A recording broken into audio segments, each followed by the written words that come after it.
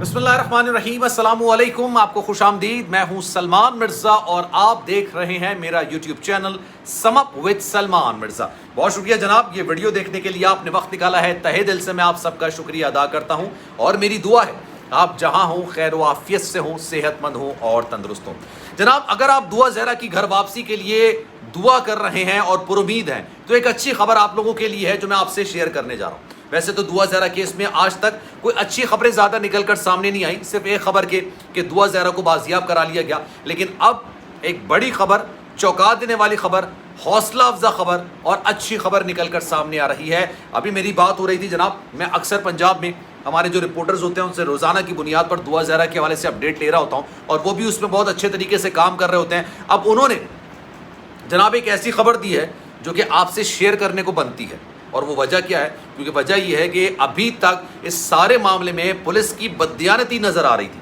Police جناب اس case کو صحیح سے تفتیش نہیں کر پا رہی تھی، انویسٹیگیٹ نہیں کر پا رہی تھی، لیکن اب یہ خبر نکل کر سامنے آ رہی ہے کہ جناب دعا زہرا کیس میں دوبارہ سے انویسٹیگیشن کی جائے گی۔ اور کیوں کی جائے گی؟ کیونکہ عوامی پریشر بہت ہے، سوشل میڈیا کا پریشر بہت ہے، اور کن چیزوں پر تفتیش کی جائے گی یہ بھی میں آپ کو بتاؤں گا۔ تو جناب ویڈیو کو آپ نے آخر تک ضرور دیکھنا ہے، لیکن آگے بڑھنے سے پہلے آپ سے گزارش ہے اگر آپ نے میرا چینل سبسکرائب نہیں کیا، سلمان مرزا آفیشیل میرے یوٹیوب چینل کو سبسکرائب ضرور کیجئے، بیل آئیکن ضرور دبائیے۔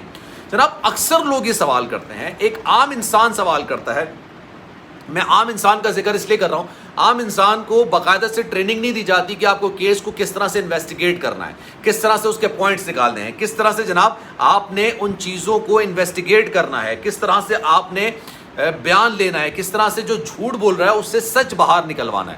لیکن ایک عام انسان کو یہ بات سمجھ آ رہی ہے کہ کم سے کم یار ظہیر احمد کو انٹیروگیٹ تو کریں، آپ پوچھیں تو صحیح کہ جب دعا زہرا اپنے گھر سے لاپتہ ہوئی تھی، جس دن لاپتہ ہوئی تھی بھائی آپ کی موجودگی کہاں تھی؟ آپ کہاں موجود تھے؟ آپ اس وقت کدھر تھے؟ آپ کی لوکیشن کیا تھی؟ یہ تمام سوالات ہونے چاہیے تھے۔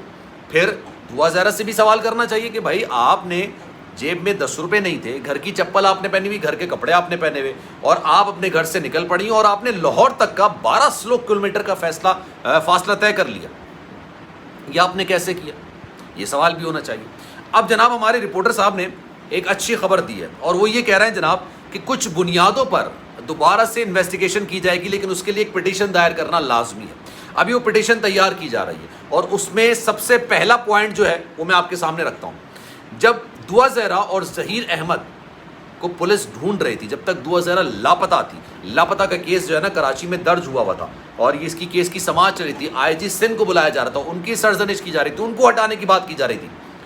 تو جب یہ سب پتا تھا کہ بھائی دعا زہرا کہاں ہے، اس کو ڈھونڈنا ہے، ظہیر احمد کے پاس تھی، تو ظہیر احمد کی صرف یہ بنیادی ذمہ داری بنتی تھی کہ کسی طریقے سے اس کو پولیس کے حوالے کرے، یا پولیس کے حوالے نہ بھی کرے تو کسی طریقے سے عدالت میں آ کے اپنی پریزنس شو کر دے، لیکن اس نے نہیں کیا۔ وہ کبھی جناب ہنزا فرار، کبھی آزاد کشمیر فرار، کبھی چشتیاں فرار، کبھی بھاول نگر فرار، اس طرح سے وہ ادھر ادھر جا رہا تھا۔ یہ کیس اب اس پر بنتا ہے کہ جناب آپ چھپ کیوں رہے تھے؟ آپ بھاگنے کی کوشش کیوں کر رہے تھے؟ اگر آپ کو عدالت طلب کر رہی ہے تو آپ کو عدالت میں آ کے اپنا کم سے کم بیان تو ریکارڈ کرانا چاہیے تھا۔ اب اس پر انویسٹیگیشن ہوگی۔ اور دوسری بڑی بات، آپ 80,000 روپے کماتے ہیں، اچھا 60 سے 80,000 روپے، ٹوٹل 80,000 بھی نہیں ہے، اس میں آپ اتنا سفر کیسے کر رہے تھے، اور کس طریقے سے آپ نے دعا زہرا کو کراچی سے لاہور بلایا تھا؟ آپ یہ کہہ رہے ہیں نا کہ جناب جب آئی تھی تو مجھے پتہ نہیں تھا، ان کی والدہ کہہ رہی ہیں گھر پہ آئی تھی۔ اب دوسرا پوائنٹ جو ہے وہ بڑا ویلڈ پوائنٹ ہے، ان کی والدہ سے بھی تفتیش کی جانی چاہیے، اور ہو سکتا ہے کہ جناب ایک لڑکی آپ کے گھر کے دروازے پر آ کے کھڑی ہوتی ہے اور آپ اس کو اپنے گھر میں بلا لیتی ہیں اور جا کے نکاح پڑھوا دیتی ہیں بنا سوچے سمجھے۔ کیا یہ امپاسبل ہے؟ کیا یہ ایسا ہو سکتا ہے؟ والدین کا ہونا نکاح میں بڑا ضروری ہوتا ہے، اور چلیں والدین کا نہیں تو رشتہ دار کا ہونا بڑا ضروری ہوتا ہے۔ کہتے ہیں قاضی جو ہے وہ لڑکی کے محلے داروں میں سے جو مسجد ہوتی ہے اس کا قاضی ہوتا ہے، اور اس کی بھی ایک لاجک ہے، اگر آپ کو نہیں پتا تو میں ویڈیو کے آخر میں آپ کو بتاؤں گا کہ کیوں قاضی لڑکی والوں کی طرف سے ہوتا ہے، کیوں لڑکی والے قاضی لے کر آتے ہیں، اور نکاح جب ہوتا ہے تو اس کی پیمنٹ لڑکے والے ادا کرتے ہیں، لیکن لڑکی والے قاضی لے کر آتے ہیں۔ وہ نہیں تھا، آپ نے والدین سے رابطہ کرنے کی کوشش نہیں کی۔ چلیں یہ تو بچے ہیں، 21 سال کا ظہیر احمد ہے، 14 18 15 سال کی جتنے کی بھی ہے دعا زہرا، اب ان کا ایج کا تعین تو بعد میں ہوگا، ابھی تو میڈیکل بورڈ بھی تشکیل دیا جانا ہے جس بات کا فیصلہ کرے گا، ابھی تو سپریم کورٹ میں یہ معاملہ جا رہا ہے۔ لیکن آپ نے ان کے گھر والوں سے رابطہ تو کرنا چاہیے تھا نا، 18 سال سے تو کم عمر تھی۔ آپ نے کس طرح سے اس کو کس کیپیسٹی میں, کس تناظر میں, کس حیثیت سے آپ نے اس کو گھر کے اندر رکھ لیا, اور آپ نے پولیس والوں سے رابطہ نہیں کیا. پھر پولیس والے جب آپ کو ڈھونڈ رہے تھے, آپ کو پوچھ رہے تھے, تو اس وقت آپ کہاں تھے؟ پھر جناب جب ان کو بازیاب کرا لیا گیا تو ان سے کسی قسم کی کوئی تفتیش نہیں کی گئی, کسی قسم کے کوئی سوالات نہیں کیے گئے, نہ ہی جنہوں نے پٹیشن دائر کی تھی, جو یہ کہہ رہے ہیں کہ بھائی یہ اغوا کا معاملہ ہے, ان سے بھی دعا زہرا سے کوئی بھی سوال کرنے کی اجازت نہیں دی گئی. یہ تمام چیزیں ہیں جن کو اٹھایا جانا چاہیے. اور جناب ایک خبر تو یہ بھی ہے, اور یہ بڑی سالڈ خبر ہے, کہ جناب دعا زہرا کراچی سے لاہور ایسے ہی نہیں چلیں گے. دعا زہرا جب کراچی سے لاہور گئی ہے تو اس سے 2 دن پہلے ظہیر احمد اپنی والدہ کے ساتھ نجی ہوٹل میں کراچی میں رہائش پذیر تھا. ان کی لوکیشن یہاں کی نظر آ رہی تھی, اور دعا زہرا اور ظہیر احمد اور اس کی والدہ جس بھی گاڑی میں گئے, اس کو ٹیکسی آپ نہیں کہہ سکتے, لیکن وہ بکنگ ہوئی تھی سراب بورڈ سے. یہ کہا جا رہا ہے, یہ بتایا جا رہا ہے, اس کو باقاعدہ طور پر اغوا کا کیس بنتا ہے, کیونکہ آپ اس کے گھر والوں کی مرضی کے بغیر, ان سے پوچھے بغیر, مشاورت کے بغیر, یہاں تک چلے مشاورت چھوڑیں, اطلاع کیے بغیر آپ اس لڑکی کو لاہور تک لے. تو یہ سوالات تو بنتے ہیں نا. اگر اس نے پسند کی شادی بھی کی ہے تو کیا شادی کرنے کا طریقہ کار مناسب ہے, صحیح ہے؟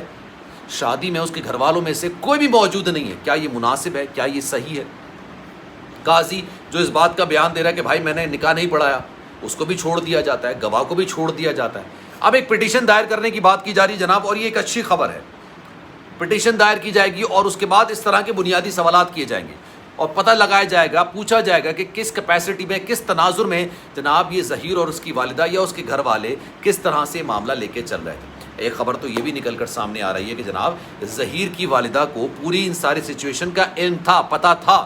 اسی وجہ سے جب پولیس نے چھاپے مارنے شروع کیے, پولیس نے ڈھونڈنا شروع کیا, پولیس نے تفتیش شروع کی, تو اس سارے معاملے میں یہ لوگ کبھی ادھر کبھی ادھر کبھی ادھر کبھی ادھر فرار ہوتے رہے. اور ان سے اچھا یہ بھی ایک طریقے سے جرم کے زمرے میں آتا ہے کہ پولیس آپ کو ڈھونڈ رہی ہے اور آپ جو ہے وہ غائب ہیں, اور عدالت آپ کے NIC بلاک کروا سکتی ہے اگر عدالت آپ کو بار بار طلب کرے اور آپ پیش نہ ہوں. تو بہت زیادہ اس معاملے میں تفتیش کی جا سکتی ہے اور اس پہ کارروائی بھی ہو سکتی ہے جناب. تو جناب اس خبر پر آپ کی رائے کیا ہے؟ کامنٹ سیکشن میں اپنی رائے کا اظہار ضرور کیجیے گا. سلمان مرزا کو دیجیے اجازت, لیکن جانے سے پہلے آپ سے گزارش ہے, اگر آپ نے میرا چینل سبسکرائب نہیں کیا سلمان مرزا آفیشیل, میرے یوٹیوب چینل کو سبسکرائب ضرور کریں, بیل آئیکن ضرور دبائیں. خیال رکھیے گا اپنا. ویڈیو کیسی لگی کامنٹ سیکشن میں رائے کا اظہار ضرور کیجیے گا, اور ساتھ ساتھ اپنے دوستوں کے ساتھ زیادہ زیادہ شیئر بھی کیجیے گا. انشاءاللہ اگلی ویڈیو میں آپ سے پھر ملاقات ہوگی. اللہ حافظ.